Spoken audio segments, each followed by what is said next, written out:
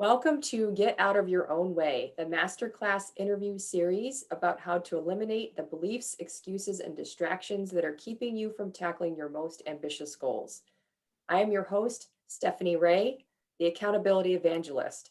I help accountable people achieve their most ambitious goals so that they can live a life of fulfillment and make a tremendous positive impact on the lives of the people they choose to serve. Today, I am featuring Michael Pietrzak of Mindset and Habits. Mike is a mindset and habits coach to entrepreneurs. He founded So You Want to Write Inc., which helps writers improve and get published. Michael is passionate about weightlifting, great books, and playing guitar. Mike, thank you for joining me today. Hi, Stephanie. How are you? Thanks for having me. I'm very excited. This is wonderful. All right, well, let's start off with what everybody wants to know is how did you get out of your own way? Tell us a little bit about your journey. Well, it's only been, a 2-decade journey. But I'll summarize. I started out my career in politics, working for local government here, and it's what I wanted to do. I loved helping people.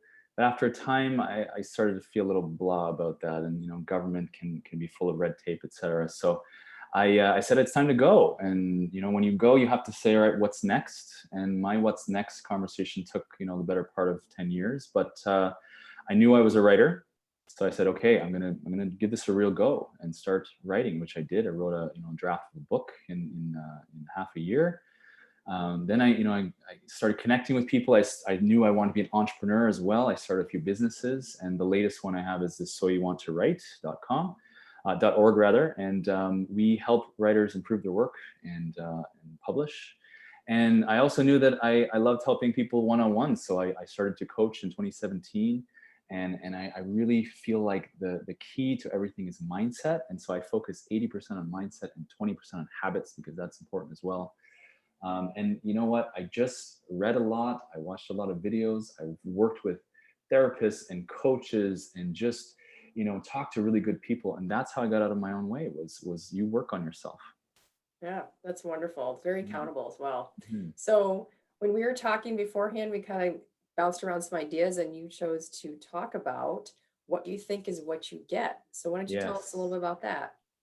Well, okay. So you mentioned, my love of weightlifting, which, I've been doing for the better part of 10 years. It actually started when I was a very young kid, and my dad and I used to watch the Olympics, and we only watched weightlifting, which, because he was into it as well as a younger man. And so I'll tell you a story about a weightlifter called Vasily Alexeyev, a Soviet lifter. And in 1970, nobody could seem to lift 500 pounds over their head, right? There's this movement in Olympic weightlifting called the clean and jerk. You lift the bar from basically the ground to your chest and then up over your head. And for whatever reason, nobody could crack that 500-pound mark, which for our European friends is about 227 kilos. So what happened was his trainers one day loaded up the bar with about just less than 500. And he'd lifted this weight before, so no problem. He threw it up over his head, boom. Except that his trainers lied to him. They had actually loaded up with more than 500 pounds. It was just 500 and a half pounds. And so they tricked him into breaking the psychological barrier, because he thought he knew he could do this. He'd done it before. But what the reality was is there was more weight on the bar. So it's just a way to illustrate this concept that whatever you think is what you get. If you believe you can, you probably can. And this weightlifter, Vasily, he actually topped out at about 564 pounds, I think it was. And many, many other people cracked this weight after he broke that barrier as well. Same thing happened with Roger Bannister, the 4-minute mile. In the 50s, nobody thought it was humanly possible for the human body to run that fast. Roger Bannister did it. He broke that barrier, psychological barrier. And I think it was only 45 days that his record stood. And then hundreds of other people started breaking that record as well. So the point is, what you think is what you get. And as you kind of narrowed my thinking in a good way when we were talking before about limiting beliefs, this is not it's just beliefs. It's like the limiting side is if you believe that it's the bad stuff, but it also works in your favor. Yes. Right? If you believe you could lift 500 and a half pounds, you can. That's generally right. Your mind has incredible power, and I personally don't know if there's anything mystical about this. A lot of people talk about the law of attraction and that type of thing. I don't know if that exists or not, but it does seem to work for whatever reason. I mean, this concept that what you think is what you get has existed for thousands and thousands of years. If you read the Tao Te Ching, Lao Tzu says this. The Buddha says, your thoughts become your reality.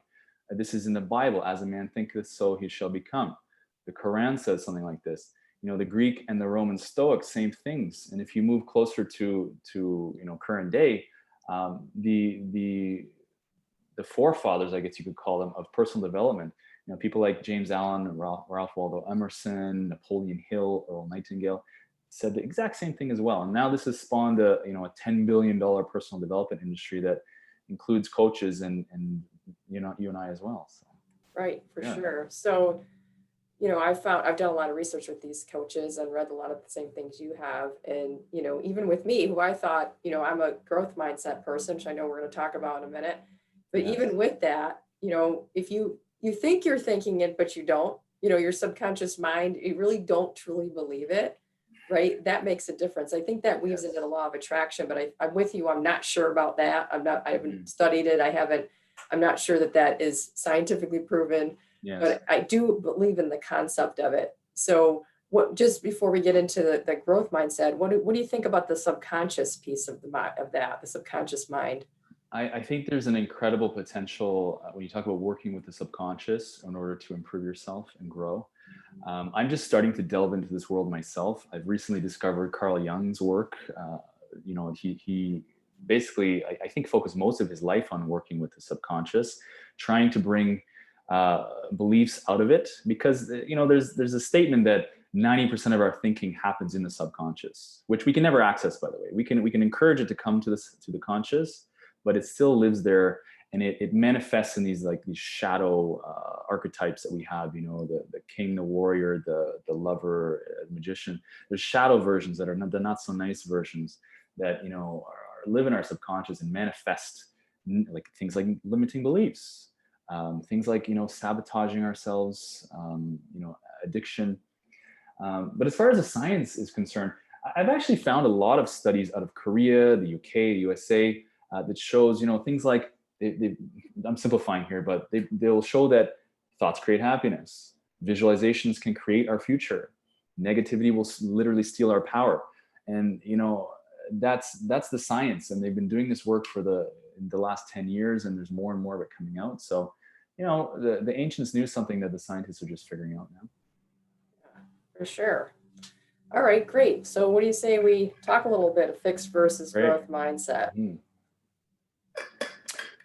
So this is one of your bailiwicks too? Okay, great. I love it. It's one of my passions. I believe, since you asked, I believe that it's hard to find an accountable person who doesn't have a growth mindset. I would agree with you, yes.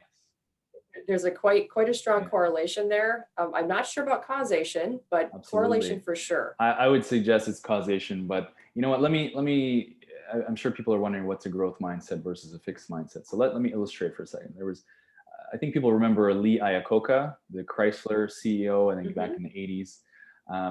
And I like to joke that he caught the CEO disease, that sometimes CEOs, they come in and they think they know everything. If they've done well for like a year, then they're going to keep repeating the same steps and stop growing. So he actually, at that time, the Japanese car makers clobbered Chrysler, and they ended up doing very poorly at the end of his tenure. And so unfortunately, I think it's because he had a fixed mindset. And there's a Stanford professor called Carol Dweck, just doing amazing research these last 10 years. And she came to this, she saw people that were very interested in solving problems and others that weren't. And her question was, why do some people deal with failure and others don't? So, whatever every great researcher does, you use children, right? And she put children in a room, and she had them solve these very complicated puzzles, and many of them, they kind of folded and they couldn't do it. There's a small subset that said, let me have this problem. I love it, really, really just, and it's not about talent. It's about this desire to improve. That's a growth mindset, is wanting to improve for the sake of improving. It's running a race with yourself versus other people. Fixed mindset says, at work, let's say, look good at any cost, cover up your mistakes, worry about your position in the pecking order. And these people believe that you have a fixed amount of talent at birth, right?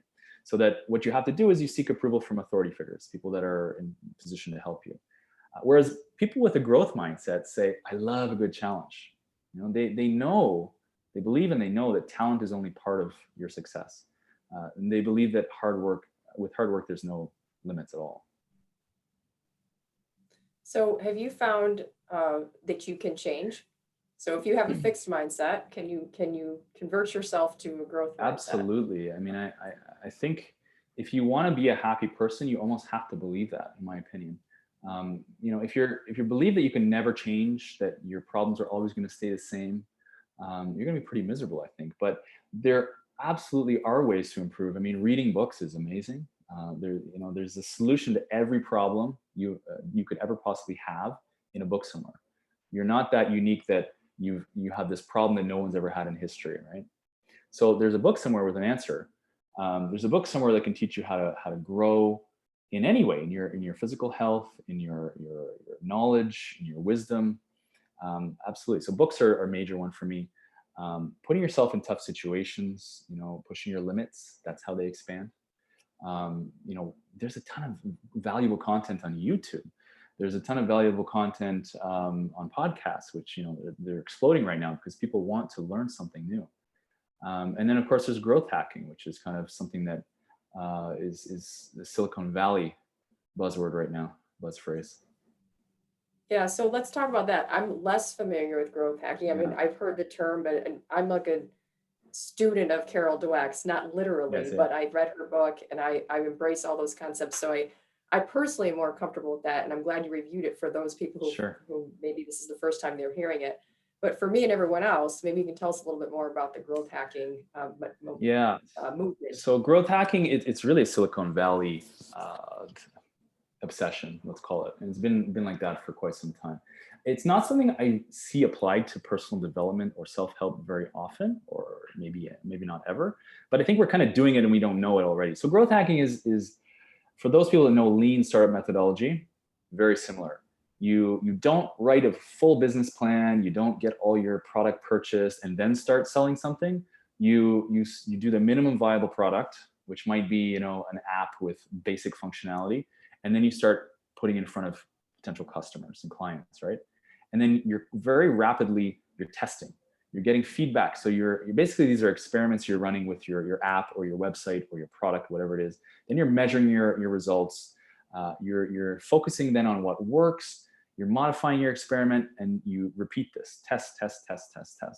And in this way, a lot of startups, they don't have money to go and buy television or radio advertising. So what they would do is they would just, do these very little, $100 in Facebook ads, run people through a lead magnet and into the funnel and see if it's working, and then keep changing it. And I think we can apply this to ourselves. And so basically, I would say when it comes to beliefs, because that's what we're talking about, right?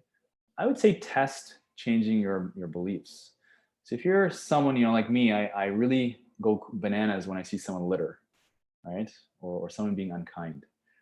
It really drives me crazy because I think, oh, how could someone be so ignorant? But if I change my belief just a little bit, and I'm still working on this. If I change my belief, I could say, okay, maybe that person, maybe it was an accident that they littered. Maybe they just weren't raised to know better. Maybe they're having a really hard time in life. Maybe someone they love died. So just to change that small little belief can take me from going, or anyone, from feeling like really angry or judgmental into compassion and sympathy. So, and we can do this with any of our beliefs, literally any beliefs. And some people say, well, yeah, but I've been raised this way, or it's hard. Of course it's hard, but I would respond, if you're not responsible for your thoughts, who is, right? That when I heard that the first time, it really blew my mind away. If I'm not responsible for my thoughts, who else is? So great. Now we see that we have a responsibility to change our thoughts. So let's take a thought. Let's say it's judgmentalism, and let's just watch for a week. Just monitor. This is our experiment. We're just monitoring. See what happens for a week when you're judging people, and write it down. Literally every day, just write down some results. And then the next week, you can say, all right, I'm going to try my best to not judge and instead apply some compassion.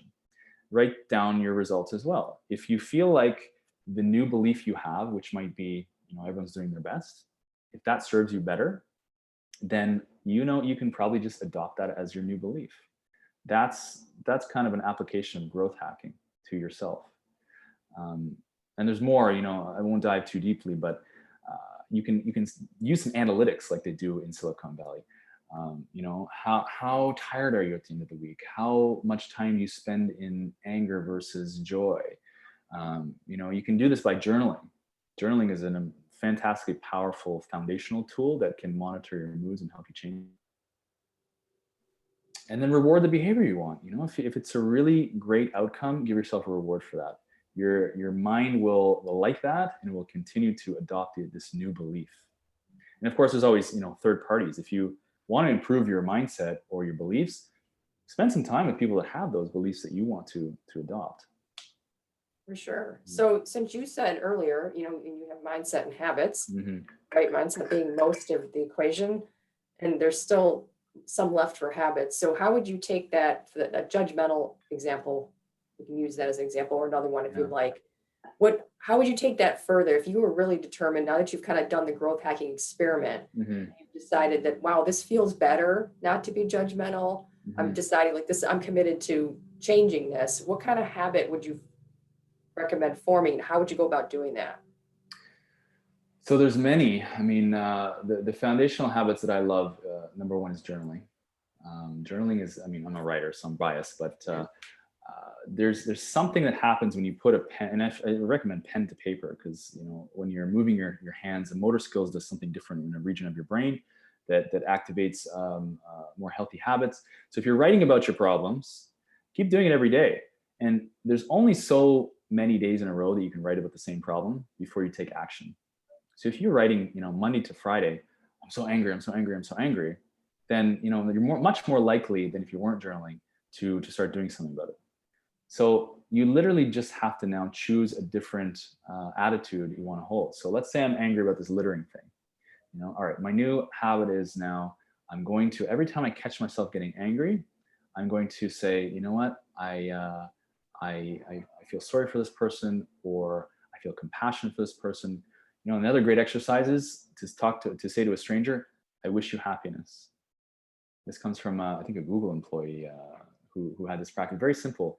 You see a stranger, you say, I wish you happiness. You can feel much more calm. The other, another habit would be practicing gratitude. And this is talked about a lot, but it's not always executed well. But gratitude is as simple as taking 1 minute or 2 minutes in the morning. And hopefully everyone has some, healthy morning habits, but 2 minutes to say, I'm thankful for X, Y, Z. I start my gratitude with what I'm thankful for about myself: integrity, honesty, compassion, kindness, and then, my family, my friends, and then the things in my external world, the house, the car, all that stuff. So that's a practice where when you're feeling gratitude, you can't feel the negative feelings anymore. And after a while of practicing this, your beliefs will start to change automatically. You're going to realize that, I feel much better when I'm practicing gratitude, and I'm blocking out the negative limiting beliefs. Another one I love is walking. Walking is a great habit. People don't spend enough time with themselves, right?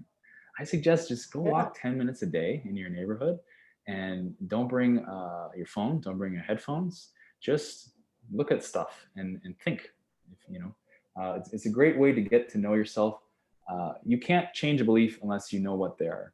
So if you're not hearing yourself, your mind and your heart, you're not gonna be able to do anything about those negative beliefs. So those are some great practices. That's wonderful. Yeah, I have a canal path near me that's just beautiful. Excellent. Perfect, perfect background to just take it all in. Yeah. It's just very therapeutic. So I highly recommend that to people. So good for you. You were talking about gratitude, and for some reason this kind of popped up in my mind is like the opposite, or the complement of gratitude could be forgiveness. Yeah. Of yourself or of others. So have you encountered that as a challenge in your life, or anyone you coach? And Absolutely. How does that play in? So, as we move through life, we all have need to forgive people, right? Because we have bad stuff happen to us, especially as you get older. And so my example would be, I used to have a business in Africa, in Zambia, where my partner and I, we were trying to bring solar lighting to all the villages that didn't have any electricity. There's actually 1 billion people in the world, I think almost 1 billion people without electricity. And so we said, all right, let's do something about this. So, we quit our jobs, we got the funding, we went down, we hired some employees, incorporated, and after 3 months, it was not going so well. So we had to let go of an employee, our first employee, and we gave him severance, but unfortunately, he didn't. He was very upset, and so he started causing all kinds of problems for us. I was almost kidnapped, almost put into a Land Rover by Oh immigration my word. authorities. So he had told them some stuff, and the business very quickly fell apart after that and left the country, and we parted on okay terms, but there was a long period where I needed to forgive him, and I didn't feel for a while I needed to, but as time passes, you start to see that every single challenge you have, it's an opportunity. It's actually there's a benefit out of everything that happens to you. I don't care what it is. There's always something you can learn from it at the very least. Everyone is your teacher, right? So I started to realize that, what he helped end that company, which meant I could stay home here and developed a relationship with the woman who's now my wife. I might have lost her if I continued to work down in Zambia. He taught me so much about business. He taught me so much about putting things in writing and using lawyers. So for me, I'm at this point, I'm mostly grateful for that experience, and I thank him. And so, there's this old Zen saying that, well, there's a couple I think, but the one I like is, holding a grudge is like drinking poison and waiting for the other person to die. Yeah. Or the other one is holding a hot coal in your hand and waiting to throw it at somebody. Lack of forgiveness only hurts you. So, if you can, don't rush this process, but forgive people as quickly as possible. And sometimes you do that by using gratitude. Right. And it's a choice, right? There's the forgive and forget part Yes, too. So forgiveness, I think, is very good for the soul, but also just you got to let it go because you don't have control over it. You're not going to get the closure that you that's wanted right. or whatever it is that you were seeking that would make you feel like, okay, now I'm ready. Like it's all a decision, right? Yes. Going back to your mind, what you think. It's all you can decide, I'm going to let this go. And every time I've done that, immediate relief, Mhm. literally immediate relief. And I realized, why did I hold on to this for so long? Yeah, it feels so good to forgive, doesn't it? It really Yeah. does. So yeah, so what else about the growth? I'm curious about growth hacking. Have you done purposeful experiments on yourself?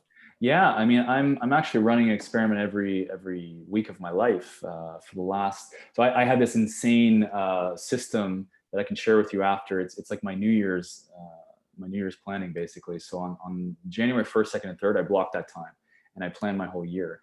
And I go into like a yearly plan, a quarterly, and then I do weekly and daily plans as well. So that with the weekly, I've got every week as an experiment, and also there's a line for, what am I going to learn this week. So right now I'm learning about lead funnels and improving my knowledge on that.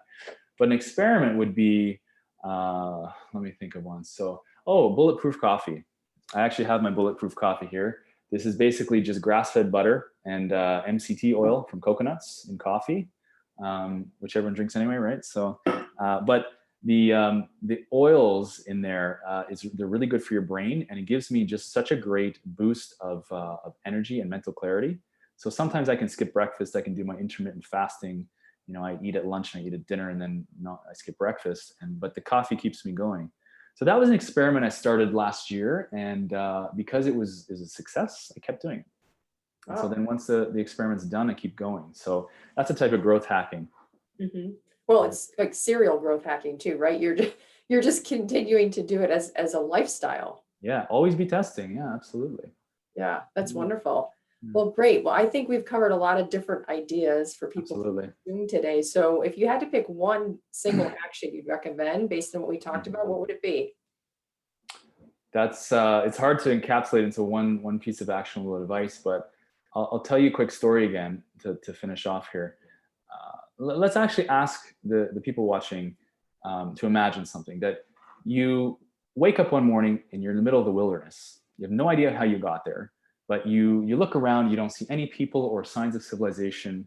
You see a hill in the background there through the woods. So you have two options. You can get moving toward the higher ground and see what you can see and learn something, or you can sit tight and wait for someone to rescue you. And, unfortunately, I've noticed that most people fall into the latter camp where they're simply, waiting for someone to rescue them or hoping things get better. Hope is not a strategy. But if it was me, I'd love to go exploring. Let's find out what's going on there. This is what scientists do. They're exploring the universe because they want to know. They're curious, and we forget how amazing this planet is. I mean, we're on a ball of floating magma and rock floating through the universe on an exploding, ball of hydrogen. It's kind of amazing, but we forget this. And so we forget to go trudging through the wilderness. So my advice would be get curious. That's the actionable piece of advice, is become someone who's curious, get moving toward that higher ground so you can find out what's over the hill, in your own personal life, in your external world and your internal world. Cultivate that attitude of curiosity. That would be my advice. Fantastic. Thank you for that. And also thank you for the free gift you're offering, which is very No generous. problem. You tell the audience about that.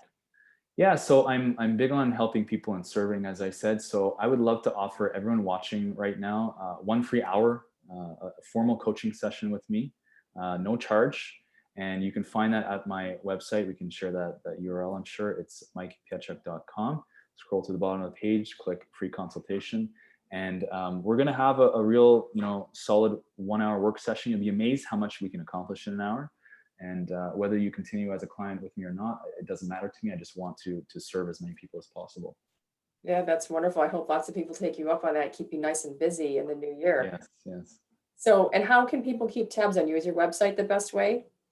Yeah, so I'm sort of not a social media person, but I love email. So if you want to get to my website, mikepietrzak.com, you can sign up from there.